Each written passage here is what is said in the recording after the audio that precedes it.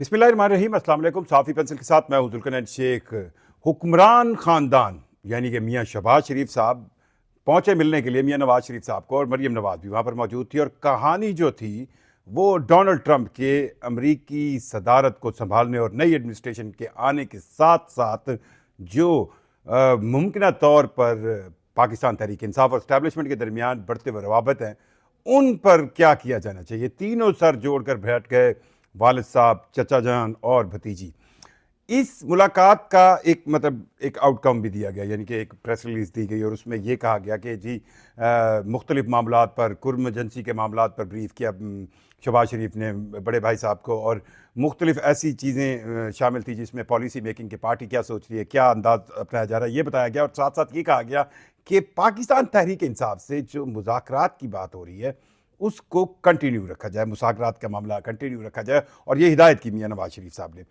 अब अगर आप इस मुलाकात को दूसरे पैराए में देखें तो ये एक खालिसतन ख़ानदान की मुलाकात थी जिसमें पार्टी का कोई लेना देना नहीं था। मियाँ नवाज़ शरीफ साहब, जो कि पाकिस्तान मुस्लिम लीग नवाज़ उन्हीं के नाम से है, उसी के वो कहे ना कि सबसे बानी और एवरीथिंग इज़ ही। और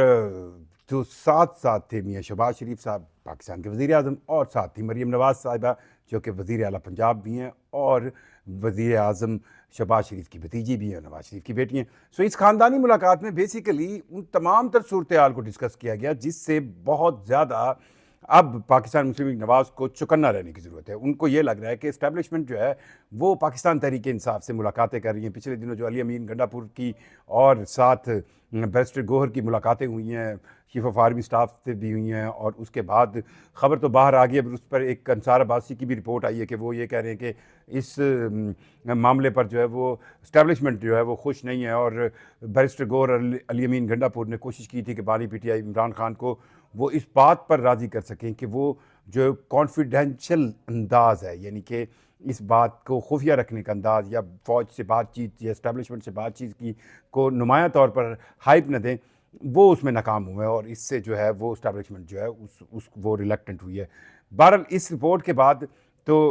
कहानी अब किस तरफ जाएगी नहीं जाएगी, मेरा नहीं ख्याल कि इस्टेब्लिशमेंट बची है। उनको तहरीक इंसाफ के बानी इमरान खान के बारे में पता है कि वो किस बॉडी लैंग्वेज से चल रहे हैं, क्या नहीं चल रहे। ये तमाम तर मुलाकातें, और फिर साथ साथ जो वाइट हाउस के अंदर डोनाल्ड ट्रंप की एडमिनिस्ट्रेशन आई है, और उस एडमिनिस्ट्रेशन की तरफ से किसी भी मुमकिन तौर पर पाकिस्तान के ऊपर दबाव के बाद इस्टेब्लिशमेंट क्या रवैया अख्तियार करेगी, इस पर ये तीनों बाप बेटी, चाचा भतीजी सारे जो है वो मिलकर बैठे, और उन्होंने कुछ ऐसी बातें की कि उनको किस फ्रेमवर्क पर चलना चाहिए। टेंशन तो है, इसमें कोई दूसरी राय नहीं है कि हुक्मरान जमात में या हुक्मरान ख़ानदान में, जमात में लफ्ज़ यूज़ कर जाता हूँ, ख़ानदान ही कहें, अगर आप ख़ानदान इकट्ठा करें तो पूरा पाकिस्तान बन जाता है। अगर इसमें नवाज़ शरीफ साहब के समधी इसहाक डार साहब आ जाते तो वो नायब वज़ीर आज़म भी होते, वज़ीर ख़ारजा भी होते। बहरहाल उनको भी इस मुलाकात में मदऊ नहीं किया गया। ये खालिस्तन 3 रुकनी मुलाकात थी जिसमें नवाज़ शरीफ, शहबाज शरीफ और मरीम नवाज़ ने शिरकत की। और अब उन तमाम तर चीज़ों को देखा जा रहा है, जैसे कि अगर इस्टेब्लिशमेंट जो है वो पाकिस्तान तहरीक इंसाफ के साथ बातचीत कर रही है तो वो किन बातों पे बात कर रही है। और जो मुज़ाकराती अमल है वो मुज़ाकराती अमल तो बस ऐसे समझिए ना, अच्छा तहरीक इंसाफ भी पोलिटिकली, मैं बार बार कह रहा हूँ कि पिछले कुछ हफ्तों से तहरीक इंसाफ ने पोलिटिकली मिच्योरनेस सिखाई, और ये मिच्योरनेस उनको जो है ना, मेरा ख्याल है वो कहते हैं ना, आपको हालात खुद ही सिखा देते हैं, हालात से बड़ा उस्ताद कोई नहीं। वो उसी तरह चल रहे हैं, मुज़ाकराती उन्होंने अमल शुरू किया हुआ है। हालांकि ये उनको भी पता है, नून लीग को भी पता है, मुझे भी पता है, आपको भी पता है कि उस मुज़ाकराती टीम के अंदर ना तो किसी के पास कोई मैंडेट है ना कुछ, बस वो मुज़ाकरात खेल रहे हैं। असल जो कहानी जिन्होंने करनी है उन्होंने भी मुलाकात की तहरीक इंसाफ के लोगों से, बैरिस्टर गोहर से, अली अमीन गंडापुर से। और अगर कोई मुमकिन तौर पर अमरीकी प्रेशर आता है तो उस पर पाकिस्तानी इस्टेब्लिशमेंट किस लाइन पर सोचेगी, और पाकिस्तानी इस्टेब्लिशमेंट क्या इमरान खान को बाहर लाएगी, और अगर लाएगी तो इमरान खान से किस तरह की तवक्को की जाएगी। और अगर इमरान खान के लिए अमेरिका या डोनाल्ड ट्रंप की एडमिनिस्ट्रेशन उनकी फेवर करती है तो इमरान खान, जाहिर बात है, वो अब 1.5 साल से ज़्यादा अर्सा से जेल काट रहे हैं, और उनके ऊपर आपने रही सही ये जो 190 मिलियन पाउंड केस का फैसला सुना दिया। और इसमें मेरा तो पर्सनली ख्याल है, जिससे कोई मुतफिक हो ना हो, ये वक्ती तौर पर मौजूदा हुक्मरानों मुस्लिम लीग नवाज़ को थोड़ा सा, वो बेचारे बड़े रूठ कर बैठे थे, नाराज़ होकर बैठे थे, उनको थोड़ा सा खुश करने की भी कोशिश है। बाकी इस फैसले के अंदर कितने एक लकूने हैं, कितने एक मामलात इसमें अपील की मद में जाएंगे तो ख़त्म हो जाएंगे, ये सबको नज़र आ रहा है। सो जो भी तवक्को की जा रही है मुज़ाकराती अमल में, वो यही है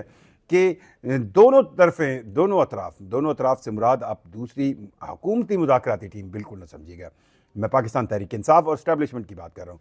कर वो इस्टेब्लिशमेंट से ही बात रहे हैं, पर दिखा वो ये रहे हैं कि वो सियासी क़यादत से बात कर रहे हैं, क्योंकि सियासी क़यादत जो है, मुस्लिम लीग नवाज़ हो गई, पीपल्स पार्टी होगी, ये बारह रोला डालते हैं कि जी ये एक तरफ तो ये बात करते हैं कि जी मुल्क में सियासी निज़ाम होना चाहिए, और दूसरी तरफ ये सियासी कुव्वतों से बात नहीं कर रहे। अब वो दिखा सजी रहे ने, मार खबी रहे ने। सो उस अंदाज में वो मुज़ाकराती अमल तो कर रहे हैं स्पीकर सरदार अयाज सादिक की कायम करदा उस मुज़ाकराती टीम के साथ, जो कि पाकिस्तान मुस्लिम लीग नवाज़ और पीपल्स पार्टी की बनी हुई है। लेकिन असल जो बातचीत जिनसे हो रही है वो इस्टेब्लिशमेंट से ही हो रही है, और इस्टेब्लिशमेंट से दो तरह की बातें हो रही है। एक तो ये हो रही है कि क्या इस्टेब्लिशमेंट उनको जो फरवरी 2024 के इंतखाबात हैं उनके हवाले से क्या उनको प्लस पॉइंट दिया जा सकता है, और उस पर एक चीज़ पर इतफाक़ है कि बजाय इसके कि आप उस पर जुडिशल कमीशन बनाएं और कहानी चले, फॉर्म 45-47 वाली कहानी तो पड़ी है। सो जो इलेक्शन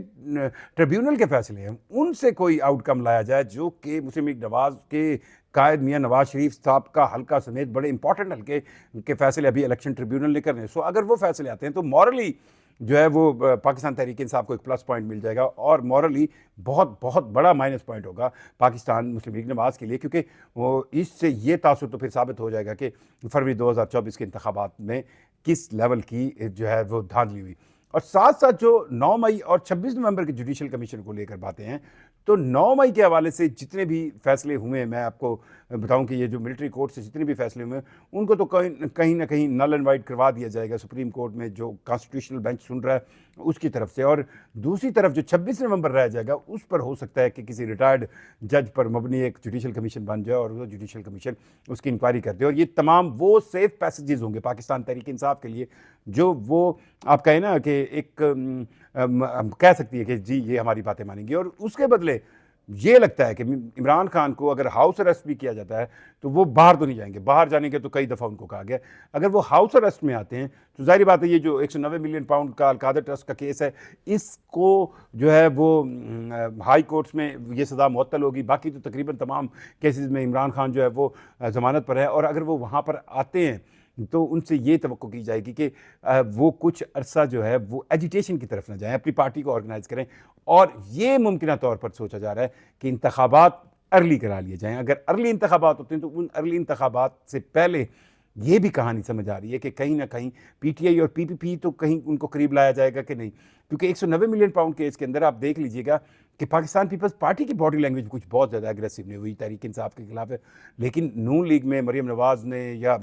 उनकी वफाकी वज़रा ने बड़े कहानियाँ चलाई, जिस तरह मैंने पहले भी बात की कि कार्टूनों से लेके उन्होंने पता नहीं कहाँ से कहानियाँ बनाई। और जी अब तो अब्दुल अल कादर यूनिवर्सिटी का उनको मिल गया कंट्रोल पंजाब गवर्नमेंट को, और अब हम ये करेंगे। लेकिन पाकिस्तान पीपल्स पार्टी के चेयरमैन बिलावल भुट्टो जरदारी जिस दिन ये फैसला आया उस दिन उन्होंने सिंध असम्बली में एक तकरीब से खिताब किया, और बहुत वो बड़े ही डिप्लोमेटिक अंदाज में खेले। सो यूँ लगता है कि तहरीक इंसाफ को पीपल पार्टी के करीब लाया जाएगा, क्योंकि इस्टेब्लिशमेंट ये कभी नहीं चाहेगी कि पाकिस्तान तहरीक इंसाफ को पूरा कंट्रोल मिल जाए और आइंदा इंतखाबात में हो, क्योंकि ये भी पोलिटिकली एक हकीकत है कि इस वक्त ऑन ग्राउंड इमरान खान जो है वो पॉपुलरिटी पे है, और माइनस इमरान खान के बारे में कहानी जो है वो इतनी पॉपुलर नहीं होगी। सो ये आज की मुलाकात जो मरीम नवाज़, शहबाज शरीफ और नवाज शरीफ की थी, उसमें बेसिकली तो ये जांचने की कोशिश की गई ख़ानदान ने कि उनको इस्टेब्लिशमेंट से किस तरह डील करना चाहिए, तहरीक इंसाफ से किस तरह डील करना चाहिए, और किसी भी मुमकिन अमरीकी प्रेशर पर उनको क्या लाएअमल अख्तियार करना चाहिए। क्योंकि वो भी जानते हैं कि जब अमेरिका किसी चीज़ में इन्वॉल्व होता है तो उसका रिज़ल्ट निकलता है, और उसके तो वो ख़ुद ज़ाती तौर पर गवाह है जब बिल क्लिंटन ने नवाज शरीफ को सदर परवेज़ मुशर्रफ के coup के बाद यहाँ पाकिस्तान से उनके ख़ानदान समेत निकाला था। शुक्रिया।